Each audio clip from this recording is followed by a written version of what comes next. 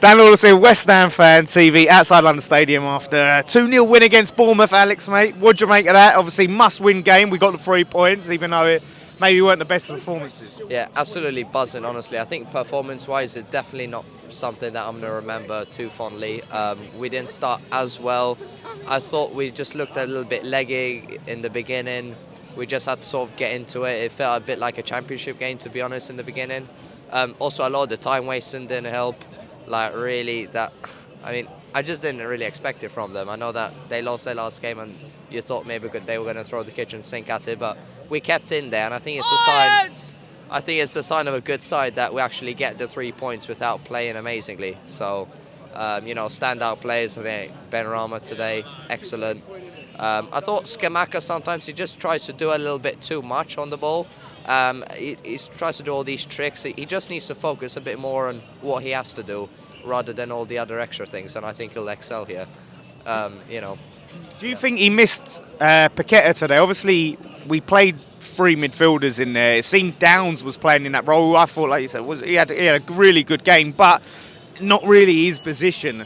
Right. Yeah, I really think that Downs was building on that performance at Anfield where he was outstanding in the middle. And I definitely think that if Moyes gives him a bit more game time, we'll start to see that. Obviously, now that Paqueta's out, it's sort of like who's going to step up and try and provide Scamacca with the ball, whether that's maybe Rice pushing forward or whether it's Downs trying to be a bit more of an attacking role. We'll have to wait and see, but I thought he was exceptional today. It's just that, yeah, I really want to see Scamacca a bit more involved. I think the goals will come, but it's also a big transition from the league he was in, to now. We just have to give him time, and I think he'll definitely come into it. And finally, do you think we can kick on from here, or do you still have a few doubts about the sort of performances? Well, I think like with the World Cup coming up, if we could try and get a win, quite a few wins. I know United away is the next game.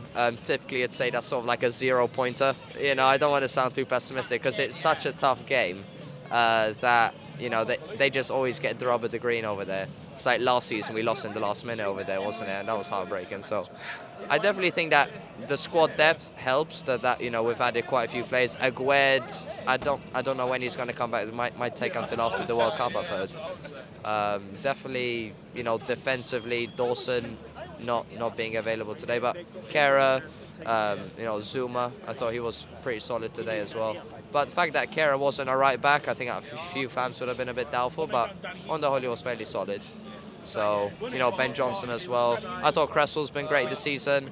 He's been answering his critics for sure. So I think going forward we can be optimistic, but I still don't think that we'll reach the same heights as last season, just because you see how Newcastle are doing.